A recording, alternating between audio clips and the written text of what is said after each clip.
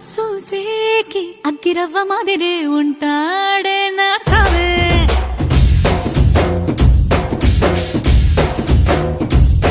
మెత్తాని పత్తి పువ్వుల మరే సంటో